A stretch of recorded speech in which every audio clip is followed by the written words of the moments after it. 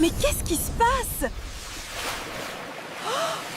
Waouh, mes cheveux sont magiques! Je m'appelle Lola, et depuis que je suis née, mes cheveux sont bleus. Pas d'un bleu délavé comme le ciel après la pluie, non. D'un bleu profond, éclatant, comme les eaux de l'océan que je n'ai jamais vu, mais dont Mama Adja me parlait parfois. Ce bleu qui fait tourner les têtes, qui fait chuchoter sur mon passage, qui fait cracher par terre les vieilles femmes du marché. J'ai 21 ans aujourd'hui, et rien n'a changé. Le village entier me déteste. Ma tante Adjoa est la pire de tous. Elle vit dans la grande case au centre du village, celle avec le toit en tuiles rouges que tout le monde envie. Chaque fois qu'elle me croise, elle crache 3 fois dans ma direction et marmonne des prières de protection. « Abomination !» m'appelle-t-elle. « Tu aurais dû être abandonnée dans la forêt dès ta naissance. » C'est ce que j'ai toujours dit à ma sœur, cette idiote de Mama Adja. Mama Adja, ma mère. La seule personne dans ce village maudit qui ne me regarde pas comme si j'étais un démon. Elle est vieille maintenant, si vieille que ses mains tremblent quand elle tresse mes cheveux bleus chaque matin. « Ne les écoute pas, ma fille », me dit-elle toujours de sa voix douce comme le miel. « Un jour, ils comprendront. Un jour, tout aura un sens. » Mais quel sens peut-il y avoir à cette vie? À être rejetée par tous, à voir les femmes serrer leurs enfants contre elles quand je passe, comme si ma simple présence pouvait les contaminer? À entendre les hommes dire que jamais personne ne voudra m'épouser, que je suis une malédiction sur 2 jambes? Le seul endroit où je trouve la paix, c'est la rivière, notre belle rivière, qui serpente aux abords du village, avec ses eaux claires qui chantent sur les rochers. Je m'y rends chaque jour, souvent plusieurs fois. Je m'assieds sur la grosse pierre plate, celle que j'ai baptisée « Mon Rocher », et je plonge mes pieds dans l'eau fraîche. Parfois, je défais mes tresses et laisse mes cheveux bleus flotter à la surface.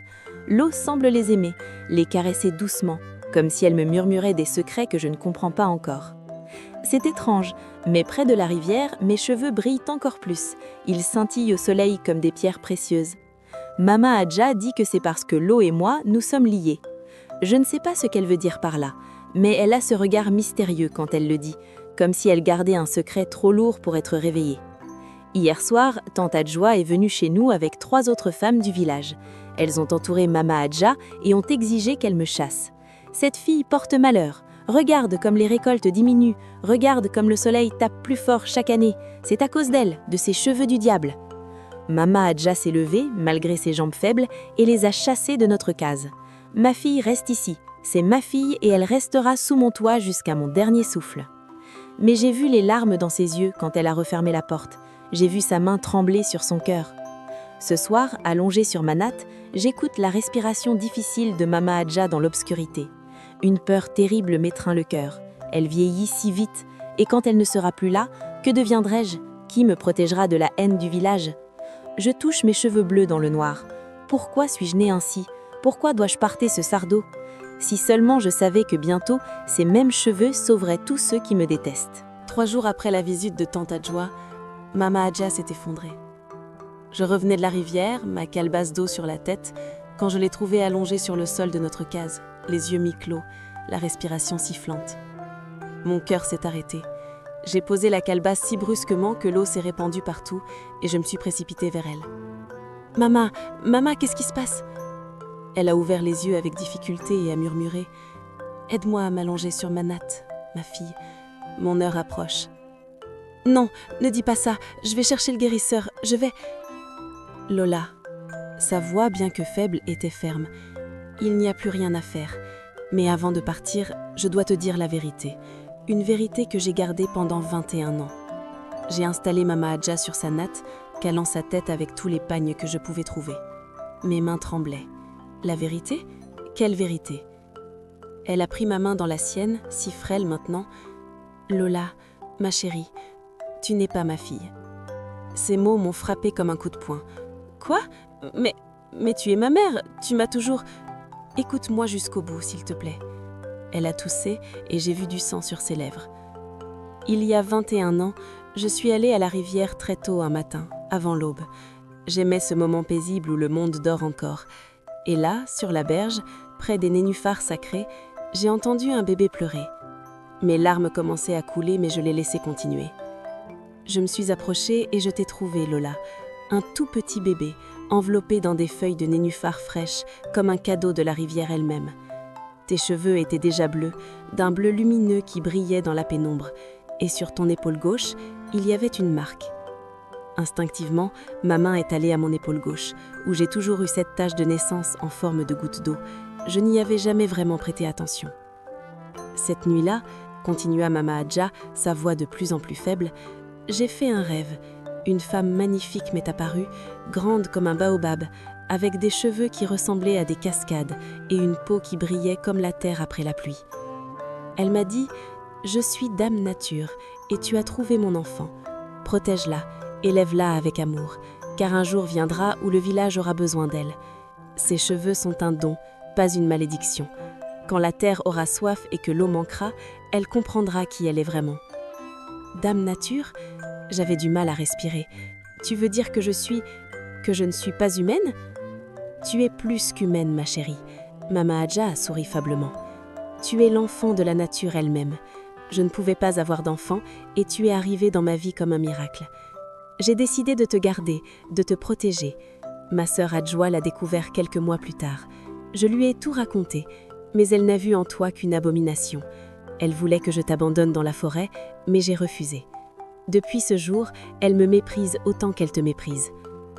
Les pièces du puzzle s'assemblaient enfin. La haine de tante Adjoa, mon lien étrange avec la rivière, la façon dont mes cheveux brillaient près de l'eau. Mama, que dois-je faire ? Si je suis vraiment l'enfant de Dame Nature, pourquoi ne ressens-je rien de spécial ? Pourquoi suis-je juste moi ? Parce que ton heure n'est pas encore venue, mon enfant. Elle a touché mes cheveux bleus une dernière fois. Mais elle viendra, et quand elle viendra, tu devras choisir, sauver ceux qui t'ont haï ou les laisser récolter ce qu'ils ont semé. Mama, ne pars pas, s'il te plaît. Je t'aime, ma chérie, tu as été ma plus grande joie. Ses yeux se sont fermés doucement. N'oublie jamais, tu es née de l'amour, de la terre et de l'eau. Et ainsi, Mama Adja s'en est allée, emportant avec elle les dernières bribes de chaleur dans ma vie. J'ai enterré Mama Adja près du grand baobab, à l'endroit qu'elle avait toujours aimé. Personne du village n'est venu à ses funérailles, sauf le vieux sage Kofi, qui est resté à distance respectueuse, sans oser s'approcher à cause de ma présence. Même morte, Mama Adja était encore punie pour m'avoir aimée. 3 jours après son enterrement, la sécheresse a commencé. D'abord, le soleil s'est mis à brûler plus fort qu'à l'habitude, puis les nuages ont disparu du ciel, comme aspirés par une force invisible. Et la rivière, ma belle rivière, a commencé à se retirer. Chaque jour, l'eau baissait d'un peu plus. Les rochers que je n'avais jamais vus émergeaient comme des eaux blanchies. Les villageois ont d'abord murmuré, puis ils ont paniqué. Les champs de mil et de manioc ont commencé à jaunir. Les femmes devaient marcher de plus en plus loin pour trouver de l'eau. Le bétail maigrissait à vue d'œil, les côtes saillantes sous la peau. Et bien sûr, ils m'ont accusée. Tante Adjoa menait la charge. Elle a rassemblé tous les villageois sur la place centrale, sous le soleil impitoyable. Je les regardais depuis la fenêtre de ma case, sachant déjà ce qui allait se passer. « Vous voyez ce qui arrive » criait-elle, sa voix portant dans l'air sec. « Ma sœur est morte en protégeant cette abomination, et maintenant, la nature elle-même nous punit. Les dieux sont en colère. Cette fille aux cheveux de démon nous apporte la mort. » Les villageois ont hurlé leur approbation. J'ai vu des hommes brandissant des bâtons, des femmes serrant des pierres dans leurs mains. « Il faut la chasser !» a crié quelqu'un. « Non, il faut la tuer !» a ajouté un autre. « C'est le seul moyen de sauver le village. » Le sage Kofi a levé la main pour demander le calme. « Nous ne sommes pas des meurtriers, mais peut-être que l'exil serait sage, pour le bien de tous. » Même lui, même le sage qui était supposé être juste et réfléchi. J'ai vu la foule se diriger vers ma case. Mon cœur battait si fort que j'avais l'impression qu'il allait exploser. Je n'avais nulle part où aller, personne pour me défendre. Mama Adja était partie et avec elle, mon seul bouclier contre la haine du monde. Alors j'ai fait ce que je fais toujours quand j'ai peur. J'ai couru vers la rivière. Mes pieds soulevaient des nuages de poussière sur le chemin desséché. Derrière moi, j'entendais les cris de la foule qui me poursuivait. « Attrapez-la! Ne la laissez pas s'échapper !» Quand je suis arrivée à la rivière, j'ai failli pleurer. Mon beau refuge n'était plus qu'un filet d'eau maigre serpentant entre des rochers crevassés. Le lit de la rivière, autrefois si vivant, ressemblait maintenant à un cimetière. Des poissons morts jonchaient les rives. Les arbres qui bordaient les berges avaient perdu leurs feuilles. Je me suis effondrée sur mon rocher, celui où j'avais passé tant d'heures heureuses. Autour de moi, tout était mort ou mourant. Et c'était ma faute, disait-il, ma faute. Pourquoi, criai-je vers le ciel vide, pourquoi m'avoir fait naître si c'est pour apporter le malheur?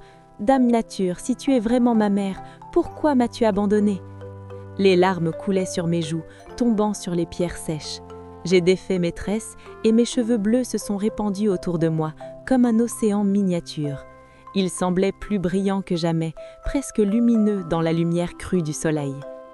C'est alors que quelque chose d'étrange s'est produit. Mes cheveux ont commencé à vibrer, à frissonner, comme touchés par un vent invisible. Une chaleur douce s'est répandue de ma tête jusqu'à mes orteils.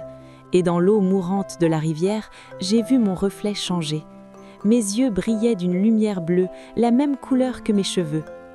La foule arrivait, je pouvais entendre leur voix hâneuse se rapprocher, mais je ne pouvais pas me bouger. Quelque chose était en train de s'éveiller en moi, quelque chose de puissant et ancien. Et pour la première fois de ma vie, je n'avais plus peur. La lumière qui émanait de mes cheveux s'est intensifiée, transformant le crépuscule en plein jour autour de moi. J'ai fermé les yeux, submergée par cette énergie qui montait des profondeurs de mon être. Mon corps tout entier vibrait comme la corde d'une kora. Soudain, le bruit de la foule s'est tu. Tout s'est tu. Plus de cris, plus de pas furieux, plus de menaces. Juste le silence absolu. Quand j'ai rouvert les yeux, le monde avait changé. Je n'étais plus au bord de la rivière à sécher. J'étais dans un endroit magnifique, luxuriant, où l'eau cascadait de partout en chants cristallins. Des arbres gigantesques s'élevaient vers un ciel d'un bleu impossible. Des fleurs de toutes les couleurs imaginables tapissaient le sol. Et devant moi, se tenait la femme la plus extraordinaire que j'ai jamais vue. Elle était immense, majestueuse, avec une peau qui brillait comme de l'ambre poli. Ses cheveux tombaient en cascades d'eau véritable, se déversant sur ses épaules et disparaissant dans le sol où il faisait naître des fleurs. Ses yeux étaient deux lacs profonds remplis de sagesse millénaire. Autour d'elle, des papillons dansaient, des oiseaux chantaient, et la vie pulsait dans chaque souffle. « Lola », dit-elle, et sa voix résonnait comme le tonnerre doux après la pluie. « Ma fille, enfin tu es prête. » Je suis tombée à genoux, tremblante. « Dame Nature, vous êtes réelle ?» Mama Hadja disait vrai. Mama Hadja était une femme sage et bonne. Elle t'a protégée comme je le lui avais demandé. Maintenant, son travail est terminé et le tien commence. Elle s'est accrochée et j'ai senti l'odeur de la terre après la pluie, de l'herbe fraîche, de la vie elle-même. Sais-tu pourquoi je t'ai créé, mon enfant ? Pour sauver le village, ma voix tremblait. Pour maintenir l'équilibre. Elle a tendu la main et touché mes cheveux bleus. À son contact, ils se sont mis à onduler comme des vagues. Tu es né de l'eau et de la terre, du ciel et du vent. Tu es le pont entre les humains et la nature. Le battement de mon cœur qui résonnait avec celui de la terre. Le flux de mon sang qui suivait le rythme des marées invisibles. La connexion avec chaque goutte d'eau dans le monde. Maintenant, pense à l'amour, murmura Dame Nature. L'amour que Mama Hadja t'a donné. L'amour que tu portes encore pour ce village malgré sa cruauté. C'est l'amour qui transforme Lola. Pas la haine, pas la peur, l'amour. Une immense chaleur a explosé dans ma poitrine. J'ai senti mes cheveux se soulever, s'étendre, et soudain, j'ai compris. Je savais exactement quoi faire. Mais pourquoi devrais-je les sauver ? Les mots ont jailli malgré moi. Ils m'ont torturée toute ma vie. Ils voulaient me tuer. C'est exactement pourquoi tu dois choisir. Le regard de Dame Nature était grave maintenant. Le vrai pouvoir, ma fille, ce n'est pas dans la force, c'est dans le choix.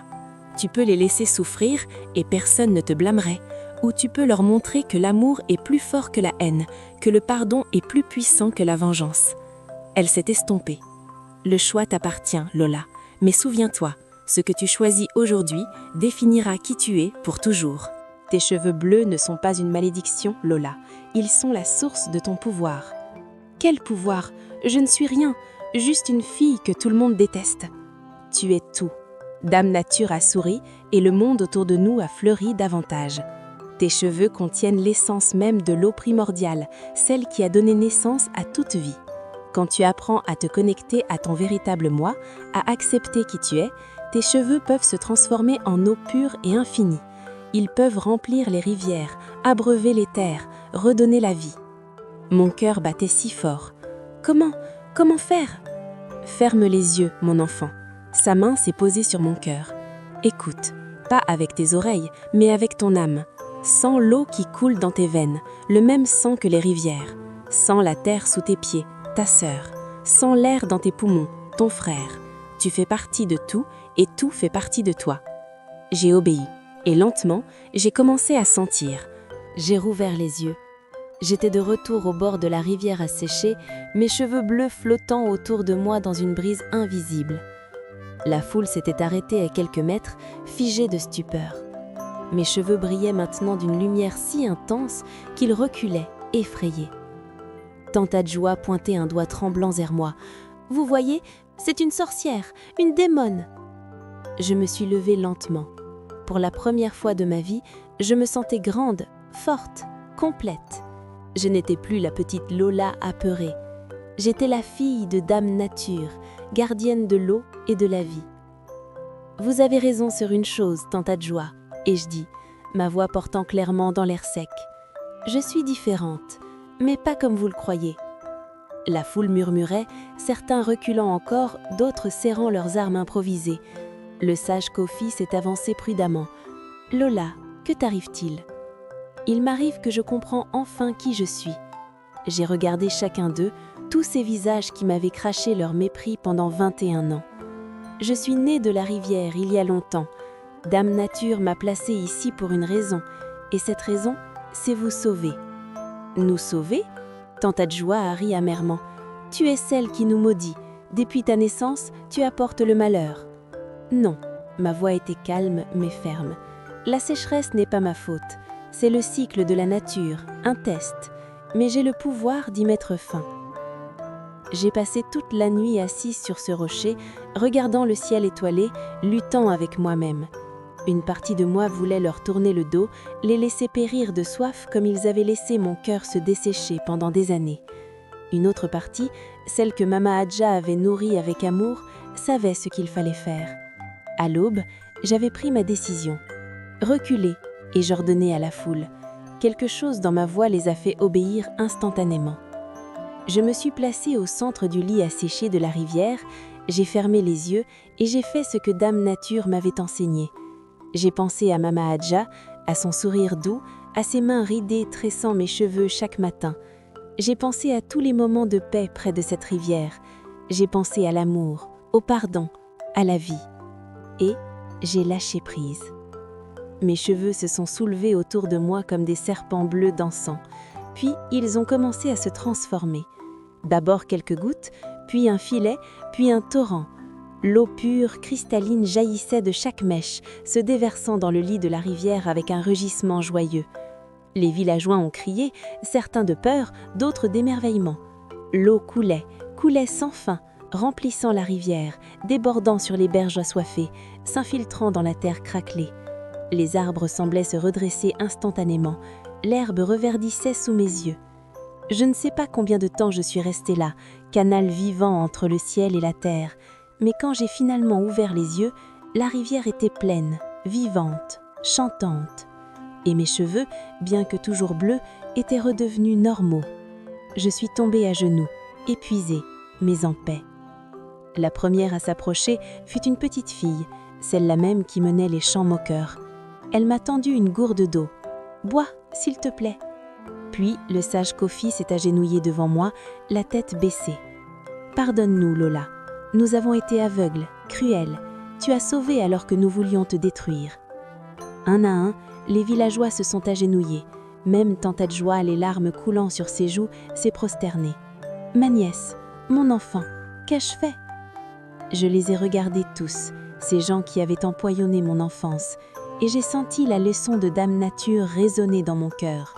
« Relevez-vous, » j'ai dit doucement. « La haine et la peur vous ont aveuglé, mais aujourd'hui, apprenez ceci. La différence n'est pas une malédiction. Ce que vous ne comprenez pas n'est pas forcément mauvais. et le jugement sans connaissance détruit souvent ce qui pourrait vous sauver. Je suis devenue ce jour-là la gardienne du village, respectée et aimée. Mais le plus important encore, j'ai appris que le véritable pouvoir réside dans le pardon et que l'amour, toujours, triomphe de la haine.